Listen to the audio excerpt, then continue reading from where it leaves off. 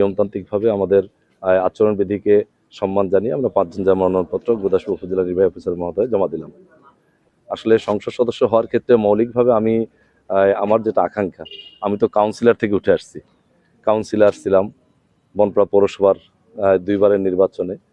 আর এরপরে মাঝামাঝি সময় বড়াইগ্রাম উপজেলার ভাইস চেয়ারম্যান নির্বাচন করছি। আল্লাহ শুকরিয়া, বড়াইগ্রামবাসী আমাকে এই ব্যাপক ভোটে, বলা চলে বাংলাদেশের ভিতরে রেকর্ড সংখ্যক ভোট দিয়ে আমাকে নির্বাচিত করেছে। আল্লাহ শুকরিয়া, আলহামদুলিল্লাহ।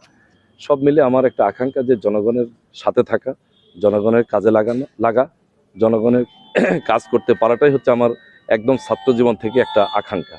সেই ক্ষেত্রে জনপ্রতিনিধিত্বের সর্বোচ্চ একটা পর্যায় হচ্ছে সংসদ সদস্য। সেক্ষেত্রে আমি মনে করি যে এই পদটা যদি আল্লাহ সুযোগ করে দেয়, গুরদাসপুর বড়াইগ্রামবাসী যদি আমাকে ভালোবাসে এবং কাজ করার যদি সুযোগ করে দেয়, তাহলে আমি সংসদ সদস্য হয়ে দল মত ধর্ম বর্ণ নির্বিশেষে সকলের জন্য একটু নিবেদিত হয়ে কাজ করতে চাই। এই কাজ করার আকাঙ্ক্ষা নিয়েই মূলত আমি সংসদ সদস্য হতে চাই। আরেকটা বিষয় হলো সেটা হলো যে আমাদের 54 বছরে এই এলাকার অনেক সমস্যা থাকলেও মৌলিকভাবে যেনারা এই সংসদ সদস্য ছিলেন তারা অবশ্যই অনেক কাজ করছেন। তাদের অসমাপ্ত অনেক গুরুত্বপূর্ণ কাজ আছে, যেগুলোকে সমাপ্ত করার ক্ষেত্রে আমি মনে করি যে আমি হয়তো আশা করি হয়তো যে ভালো একটা ভূমিকা রাখতে পারবো। বিধায় আমি এই গুরদাসপুর বড়াইগ্রামবাসীর কাছে নিজেকে উপস্থাপন করছি, আবেদন করছি এবং আপনাদের মাধ্যমে আজকেও তুলে ধরছি যে আমাদের গুরদাসপুর বড়াইগ্রামবাসী যেন আমাকে একটু ভালোবাসার জায়গায় ঠাঁই দেয়। সেক্ষেত্রে যদি নির্বাচিত হই, তাহলে সেক্ষেত্রে প্রথম 100 দিনের কর্মসূচিতে কি কাজ, তার আগে আমি একটু বলি যে আমাদের সমস্যাগুলো কি কি। আমি বলছি যে সমস্যাগুলোর দিক থেকে প্রথমত হলো আমাদের রাস্তাঘাটের ক্ষেত্রে এখনো আমরা আশেপাশের নাটোর সদর বলি, লালপুর বাগাতিপাড়া বলি, ওই পাবনা চাটমোহর বলি, এই সমস্ত এলাকা থেকে আমরা এখনো যাতায়াতের ক্ষেত্রে অনেক পিছিয়ে আছি। আমি মনে করি যে প্রথমত জীবনযাত্রা ছাত্রছাত্রী সহ সকলের যাতায়াতের ক্ষেত্রে নির্বিঘ্নে সুন্দর একটা মনোরম পরিবেশ বা উন্নত জীবনযাপন যাতায়াতের উন্নত হলেই সম্ভব। সেক্ষেত্রে প্রথম হলো এটা। দ্বিতীয়ত হলো সেটা হলো যে আমাদের বেকার সমস্যাটা মারাত্মক আকারে আমরা গুরদাসপুর বড়াইগ্রাম ভুগছি, যেটা আসলে আমাদের এই গুরদাসপুর এবং বড়াইগ্রামে কোনো কর্মসংস্থান নেই। আমি মনে করি যে আমি ইতিমধ্যে জাতীয় পর্যায়ে আমরা ঢাকাতে মানববন্ধন করেছি, দরখাস্ত চিঠি দিয়েছি, সেটা হলো যে আমাদের চলনবিল অধ্যুষিত এই ফাঁকা জায়গাগুলোতে যেন অর্থনৈতিক জোন ঘোষণা করে কলকারখানা ইন্ডাস্ট্রি স্থাপনের একটা পরিবেশ তৈরি করতে পারি। জাতীয় পর্যায় থেকে যদি এটা করতে পারি, তাহলে আমাদের বেকারদের কর্মসংস্থান সৃষ্টি হবে, আর কাউকে ঢাকা বা বিভিন্ন জায়গায় যেতে হবে না। দ্বিতীয়ত হলো যে আমরা শিক্ষা ব্যবস্থার দিক থেকে অনেক, বিশেষ করে সর্বোচ্চ শিক্ষার দিক থেকে মেডিকেল শিক্ষা বলি বা বিশ্ববিদ্যালয় বলে আমাদের নাটোর জেলায় নাই।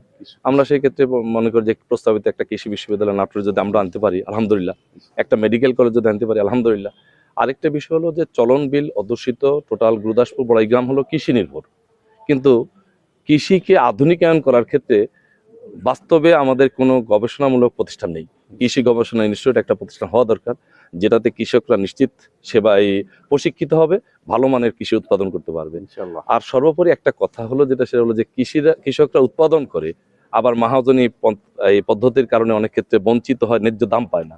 সেই ক্ষেত্রে যদি একদিকে কৃষকদের জন্য, আরেকদিকে বিশেষ করে মাছ চাষি যারা আমাদের গুরদাসপুর বড়াইগ্রামে কিন্তু অনেক মাছ চাষি আছে, তাদের ক্ষেত্রে আমরা মনে করি যে একটা হিমাগার যদি থাকা যায়, তাহলে কৃষি পণ্যগুলো এবং মাছ চাষিদের মাছ এটাকে যদি হিমাগারে প্রক্রিয়াজাত করা যায়, তাহলে সময় মতো এটাকে যদি আমরা বাজারজাত করতে পারি, তাহলে আমার বিশ্বাস যে আমরা কৃষকরা, তারপর মাছ চাষিরা লাভবান হবে ইনশাল্লাহ। সেই ক্ষেত্রে একটা হিমাগার স্থাপনের আমার একটা চিন্তা হচ্ছে এটা। সেক্ষেত্রে আমার মনে হয় যে তারপরও সাংবাদিকদের পরামর্শ, জনগণের আকাঙ্ক্ষা, জনগণের পরামর্শ আমার জন্য থাকবে।